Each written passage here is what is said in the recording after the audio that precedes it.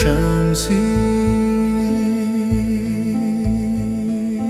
నువ్వు నన్ను నాన్న అని పిలిచావు. చిన్నలా మీ నాన్న చనిపోలేదు. భూసంబంధమైన సొలొమన్ రాజు వలె నేను ఎప్పటికీ చనిపోలేదు. వారు చనిపోయే వేళలో బాధ కొన్ని క్షణాలే, కాని నేను నీ పరలోక తండ్రిని. నీ నిత్యకాల ప్రేమనే ధైర్యం ఈ చేవలో, నీ వంటి బిడ్డల కోసమే స్వర్గాన్ని వదిలి వచ్చాను. నా తండ్రి మాటను అంగీకరించి ఈ భూమిపై నడిచాను. ఝాన్సీ, నువ్వు ఒంటరిగా లేవు, నేను నీతోనే ఉన్నాను. నీ కన్నీళ్ళన్నీ నా గుండెల్లో దాచుకుని మోస్తున్నాను. ఝాన్సీ, భయపడకు నా బిడ్డ, నీ బాధ నాకు తెలుసు. నీ జీవితం నా చేతుల్లో సురక్షితంగా ఉంది.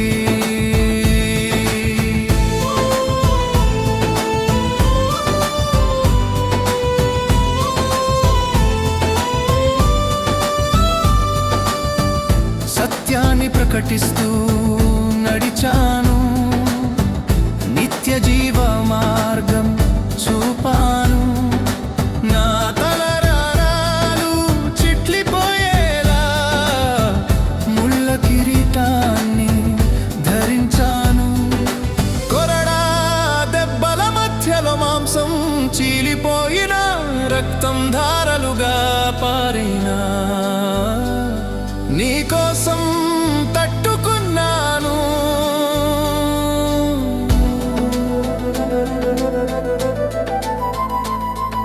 శిలువను మోసుకుంటూ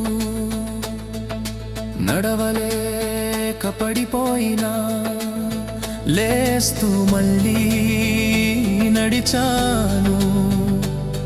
నీ ప్రేమ కోసం నిలిచాను.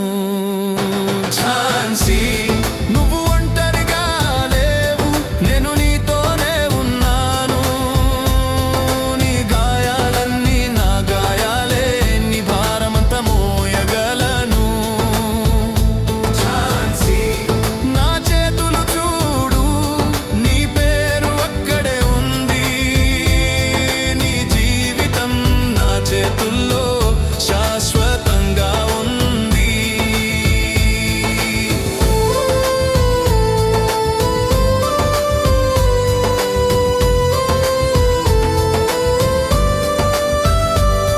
నా ముఖంపై ఉమ్మి వేసిన, రాళ్లతో కొట్టినా భరించాను.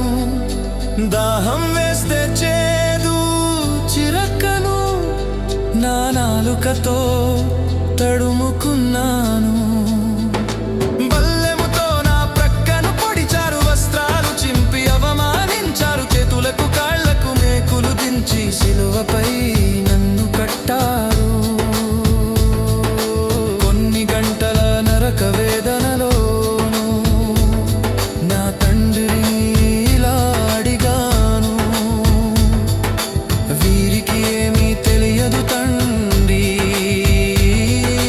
వీరందరినీ క్షమించు. ఝాన్సీ, ఇలాంటి వారినే క్షమించిన నేను నీ భర్త చిన్నను క్షమించలేనంటావా? నీ వేదన నాకు తెలిసింది, నీ నమ్మకం నాకు చేరింది ఝాన్సీ అదే నీ ఆలోచనలను నెరవేర్చబోతోంది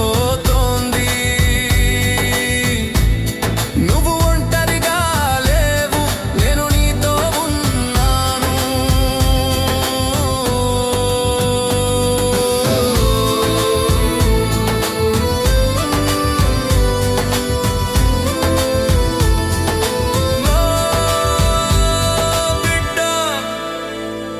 నీవు నా హృదయంలోనే ఉన్నావు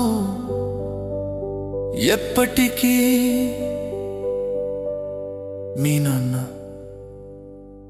యేసయ్య.